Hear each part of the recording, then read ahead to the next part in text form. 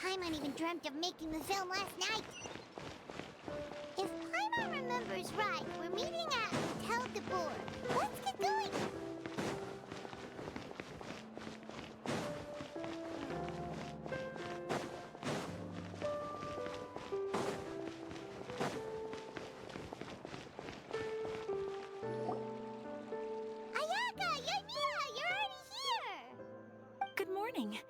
Xavier said yesterday afternoon went well.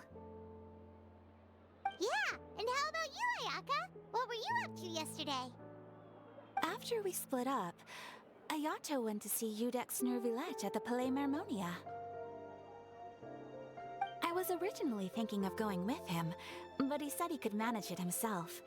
He told me to go see the sights around Fontaine and to enjoy the local culture. So I rode the aquabus with Yoimiya and visited the opera house on Aranias Island. Yeah, you wouldn't believe what we saw there!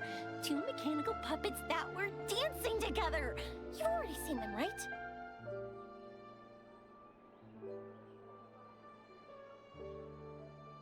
Yeah, those two! Amazing, aren't they? We sat and watched for quite a while. It was mesmerizing. Like we could keep watching them forever. Oh, it was the same for us the first time we saw them, too! Afterwards, we went swimming at the beach! Well, diving, to be exact. It was the first time I ever breathed underwater! I held Ayaka's hand and we counted down together. 3, 2, 1, and then splash! We were beneath the waves.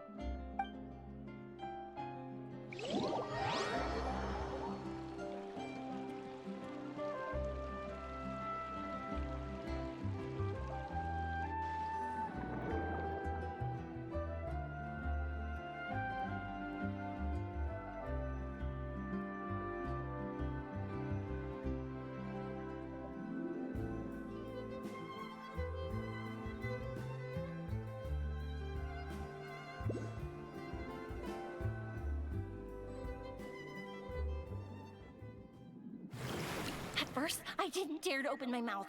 But once I couldn't hold my breath any longer, I decided to take a big breath in. Turns out the water wasn't as salty as I imagined. It didn't really taste like anything at all. Before I knew it, I was breathing like normal down there. It was an amazing feeling. Ayaka said I was too nervous and needed to loosen my grip. She got used to everything way faster than I did. I knew that the Traveler could do it, so I had no doubt we could do it too. That helped me feel at ease as soon as we dove in. The underwater world in Fontaine truly is beautiful. I love seeing the Romaritime flowers blossoming underwater, like little candles lighting up the streets at night. Yeah, and there were so many creatures that we've never seen in Inazuma. Like those fish that shimmer like a sword blade. Whoosh! Oh, and those big fish that call when they see people. Oh, you mean Hunter's Rays and Blubber Beasts! I just love the name Blubber Beast. Just wait till Pops and the others hear about this. They probably won't believe a word I say.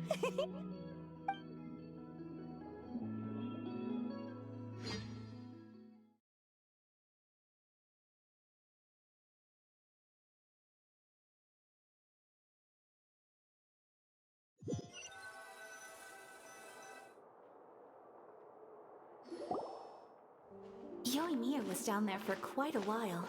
It was dark before we finally rode the aquabus back to the city. I figured she'd want to sleep in today. Yeah, even I was worried I wouldn't be able to get up. I still felt like I was drifting in the waves when I went to sleep last night. But as soon as I woke up today, I remembered that we'd all be shooting a film together, and I was ready to go. Speaking of the film, where's everybody else? My brother and Xavier were speaking to the restaurant owner about using the place as a filming location. They should be here soon. As for the others, We're here. Please excuse my tardiness. I just finished the Special Patrol's 6-mile morning jog. Wait, 6 miles? I'm so tired. I heard you all all chatting, so I decided to come down. I sure could use some of that endless energy everyone else has. Good morning, everyone. Morning. Can someone fetch me a cup of coffee? More milk, hold the sugar. Sure, I'd be happy to do that for you. No, you can't go anywhere. Please, have a seat over here so I can get started on your makeup. The last thing I want is coffee stains on my costumes. I can get the coffee. It's the perfect job for an assistant.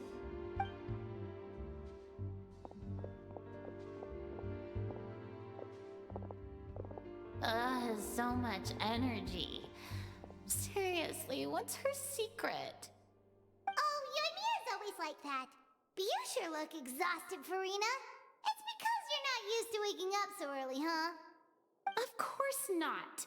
I spent the whole night reading the novel from cover to cover, marking sections that either need to be omitted or adapted. Wow, Paimon didn't expect you to be so thorough. Well, I was the biggest star in all of Fontaine after all.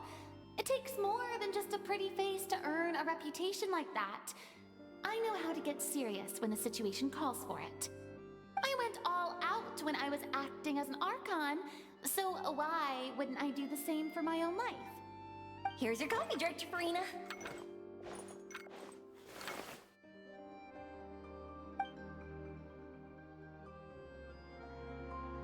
Oh, thank you. The sound of being called director and the aroma of coffee feels almost as refreshing as hearing the birds chirping in the morning. Oh, it seems everyone has managed to arrive on time. We've reached an agreement with the restaurant owner. We are free to use the second floor to shoot our film. Really? That's great! He is really looking forward to our film, and hopes that providing his restaurant as a filming location will attract more customers. Well then, Mr. Xavier, I'll leave the rest to you. Okay, thanks. First, I'd like to introduce our new members. This is our prop manager, Veronique. She'll be in charge of all the film's props and items. And this is Bonneau, our lighting technician. He'll be in charge of lighting and illumination to set up each scene's atmosphere. Wow, sure feels like we have some real professionals joining the crew now. First of all, please allow me to first express my sincerest gratitude to everyone in the crew.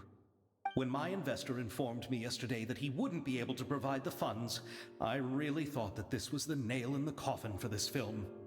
I had no idea that I'd find so many people willing to help me on such short notice. Thank you. Thank you all from the bottom of my heart. No need to be so cordial, Mr. Xavier. We're all honored to be a part of this. Your works made a profound impression on me when I saw them back in Inazuma. I am sure that someday, this film will be remembered as a prime example of cultural exchange between Fontaine and Inazuma. Yes, the story is the reason I agreed to join. I can't bear to even imagine what this film would look like without the very best director. Anyway, I would like to make a promise to everyone that as the producer of this film, I'll do whatever I can to ensure that everything goes as smoothly as possible. This is not just my film. It also embodies the thoughts and feelings of every person here, as well as the endless effort we are about to pour into it. So, without further ado, the Two Musketeers will officially begin filming now! You may take it from here, Director Farina. All right, listen up, everyone.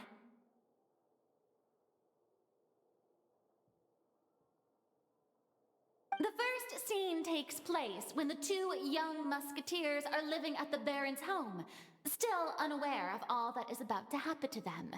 We'll need props and lighting to set the scene. Our lead actors can go get their makeup done, and extras, please take this time to go over your positions. Whoa, Seems Farina's really kicking things into gear as the director. Is everyone clear? I don't want anyone traipsing around the set like umbrella finches. All right, cameras will start rolling as soon as the set is ready. Let's make a film that'll make some serious waves in Fontaine. Not the kind of waves that drown people. I mean, the good kind of waves. Seems like she's still a bit traumatized by that. Anyway, let's go see if there's anything we can do to help.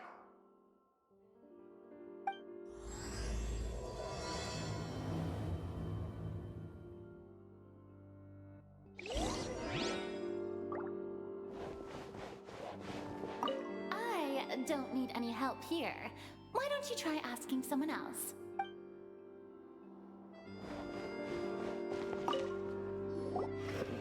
How about here? A little more to the left. You got it. Hey, Yania, do you need a hand? No, I'm fine. You know, doing the lighting is kind of like designing a fireworks show. It's interesting to imagine what kind of atmosphere the lights will create. I heard that the Traveler will be operating the camera and Paimon will be the clapper loader, right? Those roles are just perfect for the two of you. Really?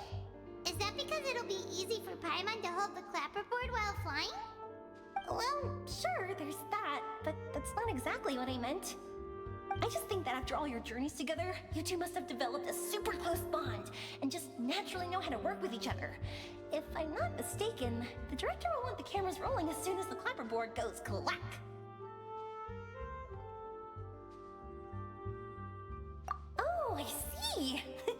It's amazing to see the magic behind filmmaking. Yunia, we need lights over there too. Oh, on it! I've got to get back to work. Chat with you later. Oh, it's exciting to see so many people working together to bring the film to life.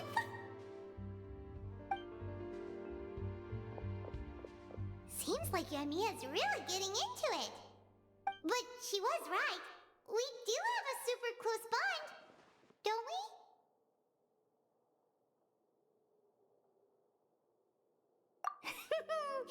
Paimon's really happy to hear that.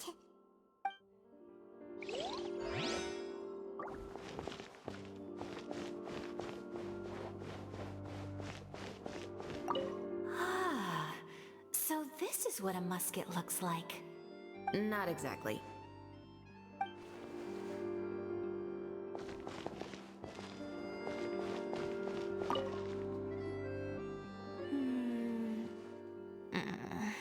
Ayaka has mentioned you to me before.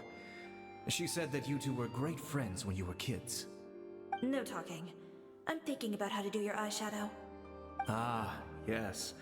To help me really look the part. To achieve a more young and naive look for this scene. Are you saying the wrinkles around my eyes are too deep? You just have too much of a calculating look in your eyes. You sure don't mince your words. It seems you really haven't changed much. Quiet.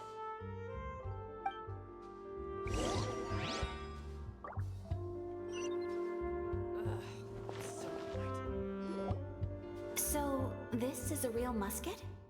No, it's just a prop weapon. Not bad. Have you seen a real musket before? Only in books and newspapers. I made this one based on the relative shape and proportions I saw in reference images. When we're filming, some special gunpowder will be applied around the muzzle, which will help create the flash and smoke effects of a real gun being fired. Which means it'll be up to the actors to portray the recoil. That's right. The sound effects for gunshots will also be added in post-production. Thank you, Veronique. I think I know where to start now. However, the musket's gears and firing pin could still use some work. Adding some wear on the metallic components will make them appear more realistic. Also, be sure to rub the muskets with some oil each time before we start shooting. That'll give the impression that the firearms have been well maintained. Good point. You seem to know a lot, Miss Chevres. I assume you use these types of firearms on a regular basis? Yes, I perform routine maintenance on my weapons every day. Just like we as people need to eat and sleep, muskets need to be cleaned and maintained.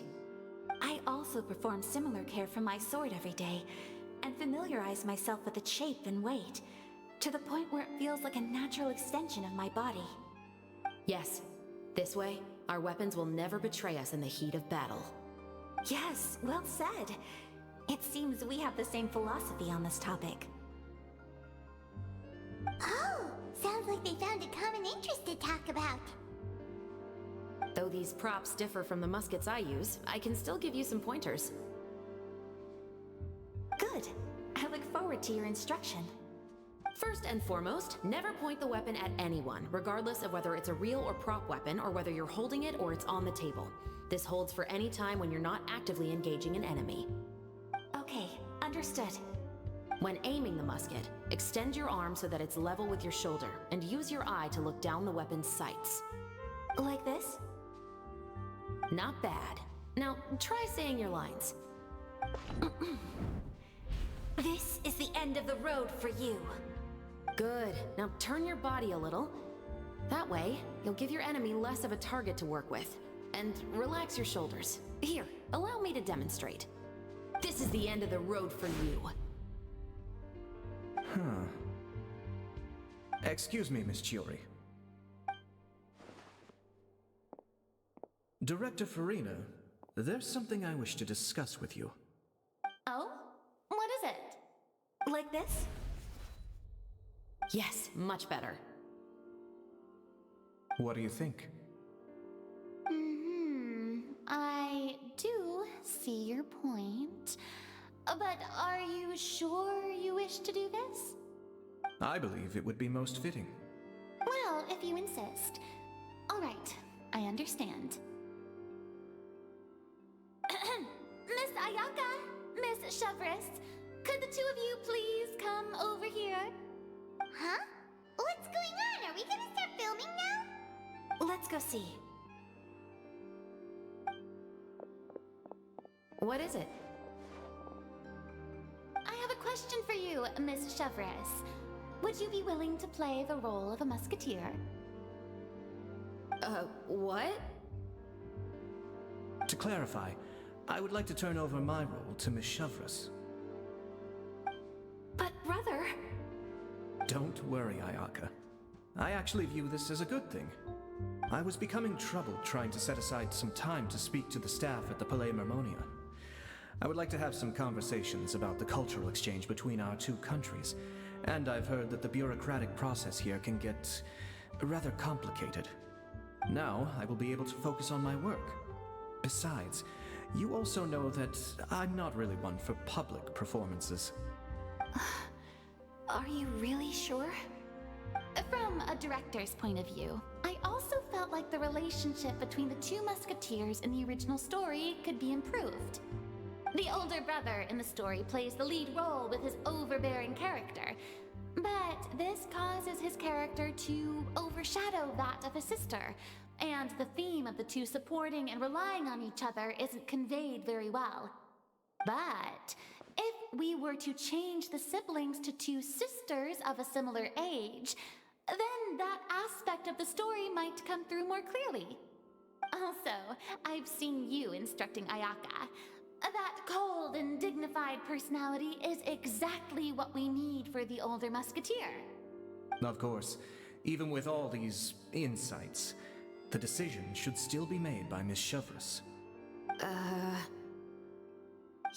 mentioned that she really likes the story, right? Paimon bets that she'll take the role.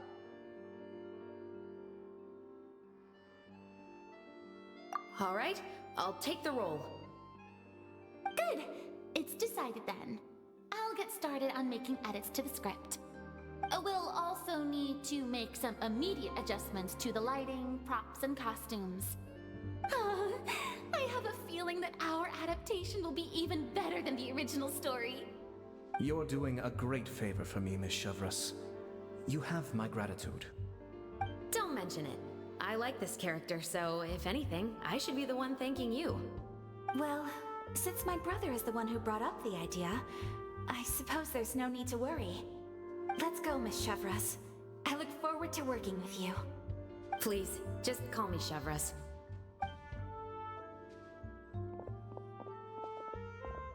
Seems like you're really going out of your way to solve the problem I was having with your makeup. Surely you jest, Chiori. I assure you that I was mostly motivated by a desire to spend more time on formal business. Oh, come on. You really think I'd buy that? According to what I've heard from Ayaka, her brother is someone who can juggle 10 different matters at the same time. I'm sure you have other reasons for backing out. Perhaps. Ayaka always said she wanted to go out and see more of the world, just like the Traveler. But I feel that she needs not only to see other nations, but also to make some different kinds of friends. I think it would be harder for her to make new connections with me constantly by her side. I would like to give her some space. All right, go on. Spoil her some more. Ayato! It's too bad you're stepping down from the role. Paimon really wanted to see you act as a musketeer.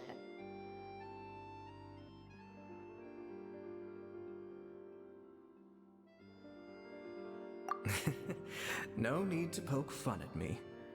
I'd wager that you also felt that I wasn't the best candidate for the role. It's a little hard for Paimon to imagine you saying those lines. Yes, I've made an appointment to meet some people from the Palais Mermonia. Now, I will have some more time to prepare. Traveler, get the camera ready. Paimon, get the clapperboard. Actors, to your positions.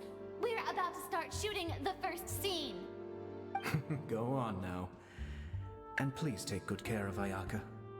Yep, don't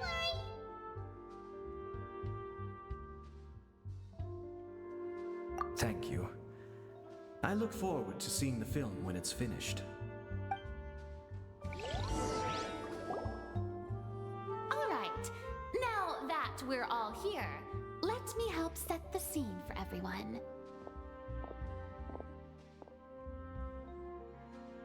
The first scene takes place when our two main characters are still living at the Baron's estate. They've been ostracized and verbally abused by others in the household, but they still have no idea why. We want to capture how naive and innocent they are despite their pain. Chevres will be playing the role of the older sister, Tulip, and Ayaka will be the younger sister, Iris. Be sure to get close-ups of the main characters at the right moment. Silence on the set! Lights, camera, action! Let's go! Tulip, Mother's been out for quite a while now. Perhaps she went to pick some flowers on the way home. You know how she loves flowers. Iris, Tulip, I'm home. Mother! You were out for so long, we were beginning to worry about you. Oh, I'm sorry, but I'm back now, safe and sound. Here, I brought your favorite treat, apple turnovers. Mother, what are those bruises on your hand?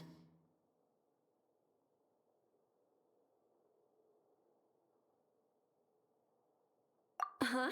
What bruises?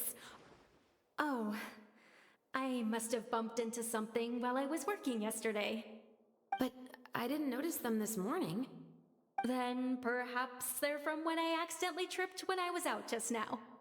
By the way, did you have fun playing at home? What's the matter, Iris?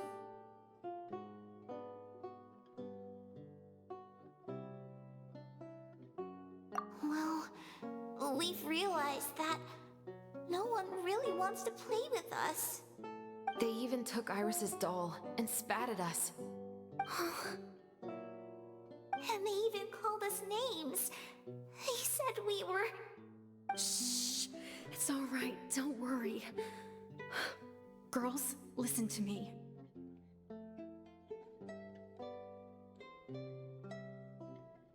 It doesn't matter what anyone says. Don't listen to them. No one can define you with such words. You both have wonderful lives ahead of you. Just like your names, you will both blossom like beautiful flowers. Maybe your time to blossom hasn't quite come yet, but one day, you two will bloom more beautifully than anything else. Don't let the soil you're in now ruin your future beauty. Understand? My dear daughters. And cut! Not bad. The actors' emotions were all on point. Let's keep that take. Also, if our clapper loader could avoid shouting at the start of the scene next time. Oh, got it. Great. I was a little worried that my nerves would get the better of me. What about you, Chevros? I felt fine. The lines weren't too difficult at all. Seems like Farina must have adapted the role nicely. You two were great. I couldn't tell it was your first time acting in a film. You should have more confidence. Thank you for your encouragement. Positions, everyone! We'll move on to the next scene after we try a few more camera angles.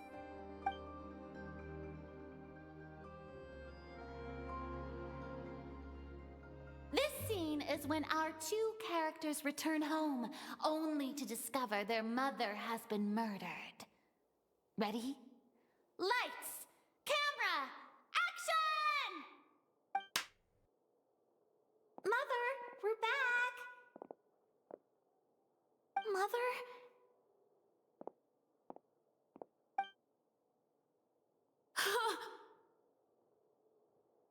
What's wrong, Tulip? Iris, stay away! Huh? Why? What's... Mother! Mother... She's... Huh? There's poison in this cup. Huh? I could have sworn I've seen this kind of cup before. Those aristocrats. They didn't even try to cover up their actions.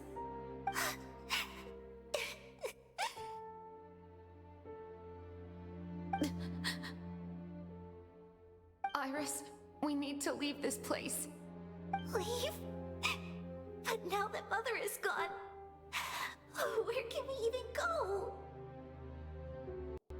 Anywhere. All I know is that we can't stay in this house. But are we just going to let them get away with this? We'll have our revenge, I promise you. Just not right now.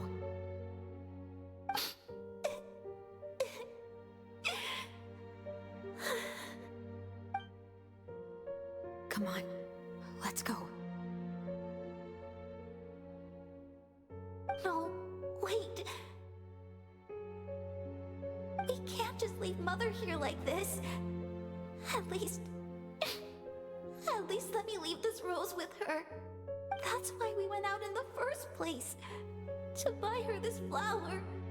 All right. Goodbye, Mother. We'll avenge you. Someday. And cut! Beautiful! Great performance! Oh my, you're so amazing, Ayaka! And were those real tears I saw? How did you do it? I was surprised too. Thank you for the kind compliments. Actually, as soon as Director Farina said action, I told myself not to think about anything. I just felt the weight of the moment and became the character. It's quite similar to practicing the art of the sword. You clear your mind and focus only on what's happening in front of you. Ayaka's performance was amazing. Have I discovered an acting prodigy? Pipe down, everyone! We need to move on to the next scene!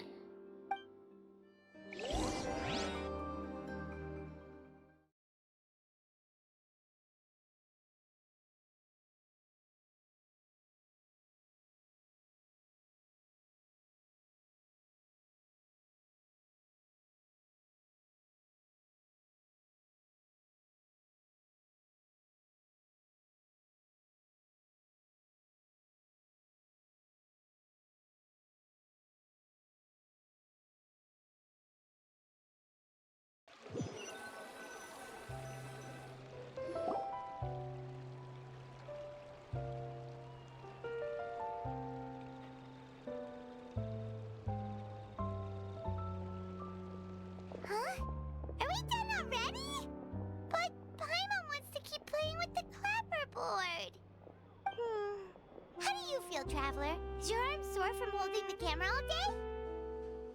Good work, you two. You too, Chevres. You were quite the actress today. I've read this novel many times before. I have a good grasp of my character's mindset. Anyway, do you remember my request from yesterday? Oh, right! We were having so much fun that Paimon nearly forgot! You have a case where the murders seem really similar to the cases in the novel, right? So, how are they similar exactly? In the story, the main characters grow up to become two musketeers, always using their guns to carry out their revenge. And on each of the victims, they place a rainbow rose as a signal that they've returned. Yes, that's correct. We found rainbow roses just like in the novel.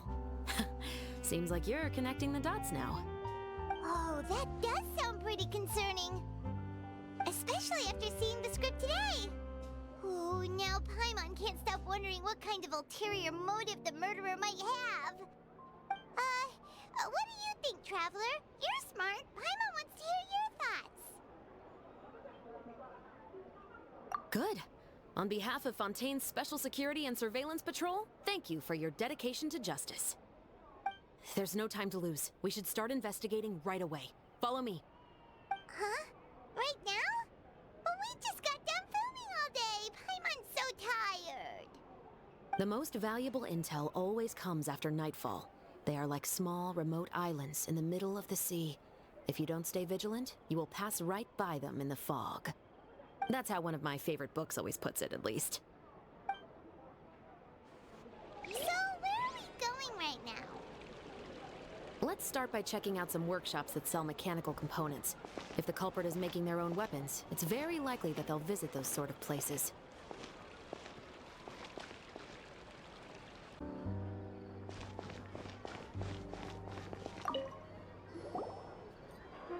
Welcome to LeChaux's Clockwork Workshop. How can I help you? Hello. I'd like to know if anyone has purchased some special components lately. Special components? Sorry, could you be more specific? I mean the kind of components that aren't typically used for clockwork toys, but for firearms. Huh? For firearms? No, we don't sell those sort of things here. Don't misunderstand. I'm not here to cause any trouble. We are merely investigating a case, and we're hoping that you could cooperate. Well, to be completely honest, I'm not even sure what kind of components that would entail. Has anyone ever purchased components here as an individual rather than on behalf of an organization? We have a lot of customers who buy toys, but those who buy components are all regular customers who buy in bulk on behalf of their organization. Is that so? I understand. Thank you for your cooperation. You're welcome. It's the least I can do.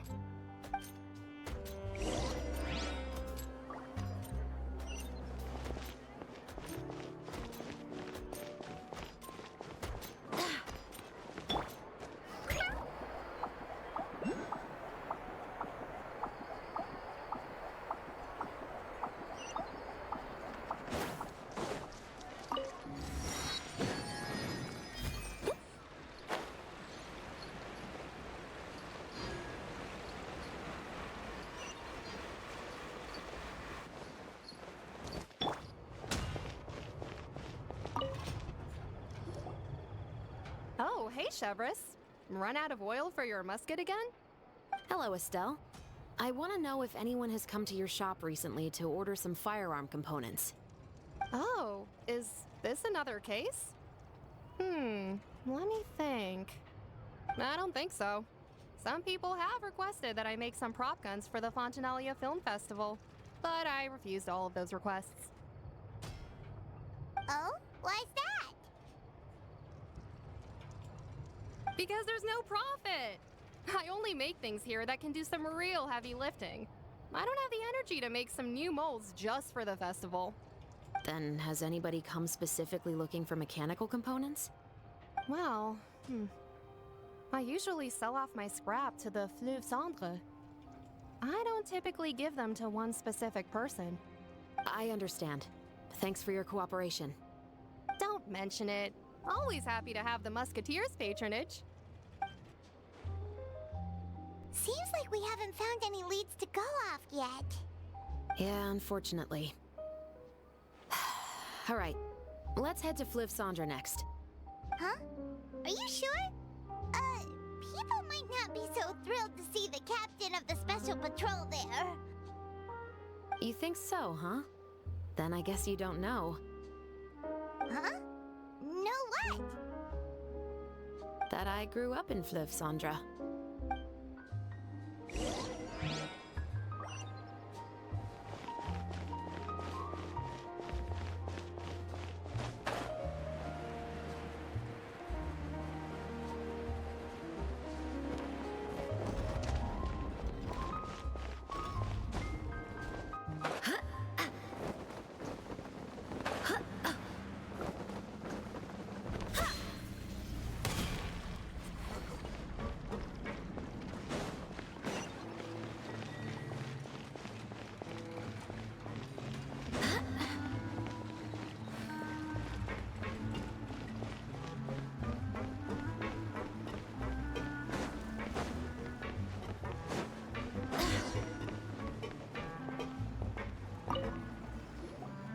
Hello, I'd like to ask some questions. I don't know anything. Don't worry, I'm not here to arrest anybody. You say that now.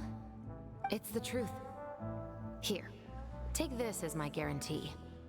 Wait, did Paimon just see what she thinks she saw? Is the captain of the special patrol bribing a citizen? Seems you're different from the other guards.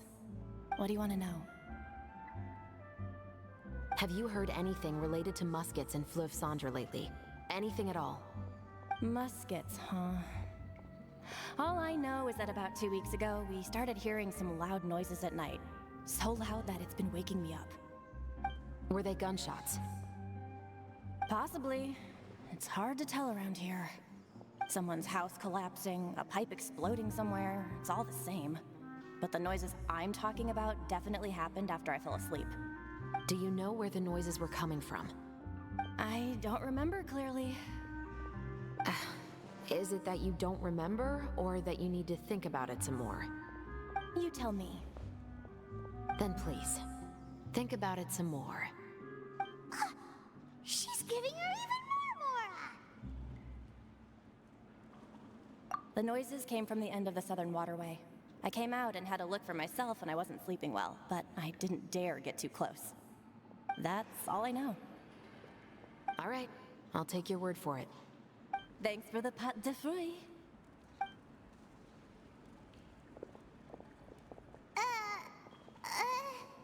No need to be surprised. I grew up here, remember? I know how to get people around here to talk. My apologies, I'm all out of sweets. Though I do have some other tempting snacks in my custody. Fries, fried chicken, and even onion rings. But taking care of junk food is my responsibility. You're better off sticking to your normal, nutritious diet. Now then, let's keep going.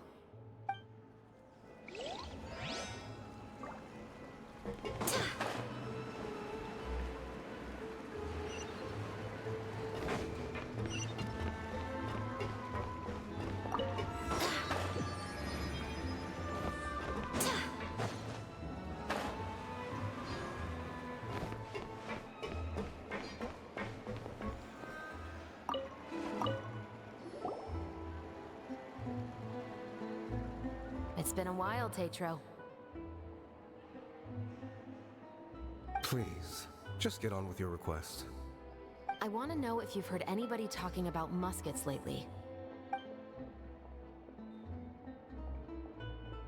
Information isn't free, you know. I've heard that bandits have been extremely active in the countryside recently, and they've been affecting the delivery of goods to Poisson.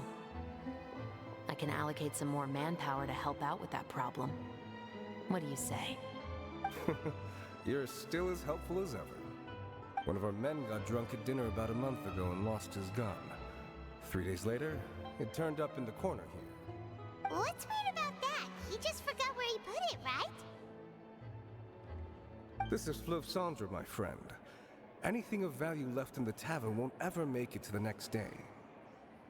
But that gun turned out to be an exception. It didn't get any new wear and tear on it, and didn't even appear to have been fired. We were quite mystified as to what could have happened. I suspect it came back because the weapon was already known to the guards. You mean, a criminal was afraid the Marechaussee Phantom would use the shot marks to track them down? Maybe. But if that's the case, the culprit really took great care to avoid getting caught. I didn't say anything about a criminal. In Fleuve Cendra, knowing who was killed is as easy as knowing what clothes you're wearing today. It's the guy living in the east side, isn't it? I've never liked him. Every time he's here, he just orders a drink and sits there with a nasty look in his eyes. So, who was the one who lost the gun in the first place? Don't bother. Even if you ask, he wouldn't admit to owning a gun to some strangers. Not to mention the captain of the Special Security and Surveillance Patrol. He's right. I know you grew up here, Chevrolet. Even though you're on good terms with the Spina, you've still been gone too long. Not many people know you here now, and a lot of people don't like the Special Patrol. I know. So take my advice and don't show your face too much around here. It's for your own safety. I'll come and go as I please, and I'm afraid I'll be appearing more often due to my work. All right. Don't say I didn't warn you.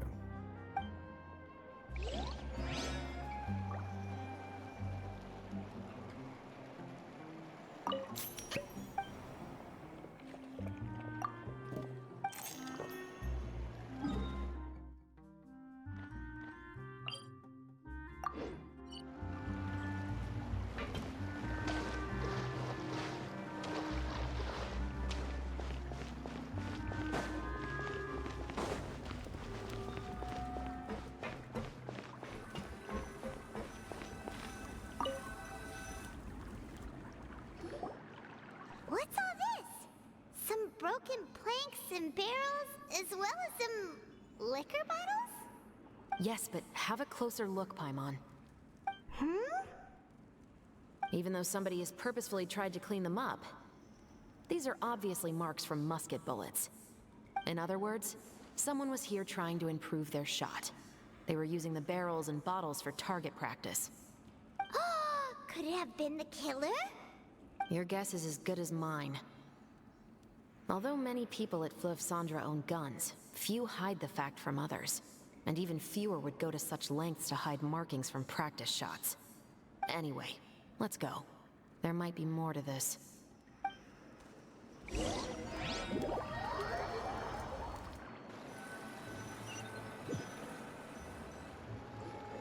Seems like that's all we'll be able to uncover for today. Paimon feels like we managed to learn a lot more here than up on the surface. Yes. Assuming that everything we found is indeed connected to our suspect, then their timeline was probably something like this. A month ago, our suspect found a gun and took it home to disassemble it. Once he'd figured out its mechanics, he brought it back. In the following weeks, he used some parts to create his own makeshift musket, and took it to the Fleuve Cendra for target practice. Then, a few days ago, he found his target and carried out the murder. Once the deed was done, he left a rainbow rose on the body, just like the scene in the novel. That all makes sense to Paimon, but we're still no closer to figuring out the killer's identity. The deceased was a resident of Fleuve Cendra. It's said that he was a poor, solitary man. Yeah, that's also something I'm trying to figure out. If we are indeed following the novel, and there's a story behind the murder, then this murder should be an act of vengeance. But according to our investigation, the deceased didn't have any enemies. He was no saint, but no one's heard of a rival who hated him enough to shoot him dead. Much less care to leave a rose on his body. What message is the killer trying to convey? And to whom exactly? We've thoroughly investigated that possibility. He claims to have spent the whole day at the Opera House on the day of the murder, and the staff there have confirmed his account. Okay, so he has an alibi. Not only that, he lacks a credible motive as well. He has a family of his own, and both of his parents are still alive. I've looked into his records. He was adopted at the age of 6, and all the proper procedures were followed. There are also records of him at an orphanage before then. In the story, the mother of the 2 musketeers was murdered after the children turned 10. Of course, he could have changed the children's ages, but I don't want to assume anything without evidence. More importantly, I've also had a chat with him in person. He didn't seem like the kind of person who would pull the trigger to kill a man. Then, what should we do now? We have all this new information, but it doesn't help us move forward. Investigations take time. I didn't expect us to catch the culprit in just a single day. How about this? Let's spend the next few days filming with the crew. We can continue the investigation once we're done with the film. I'm sure that given time, new leads will present themselves. Wait, but weren't you saying Intel is like small, remote islands in the middle of the sea just a moment ago? Wouldn't you just miss them if you were to stop looking? Ah, but the book had more than one reference to the islands, Paimon. Oh? What else did it say then? As long as you spend enough time sailing through the fog, you'll eventually come across an island.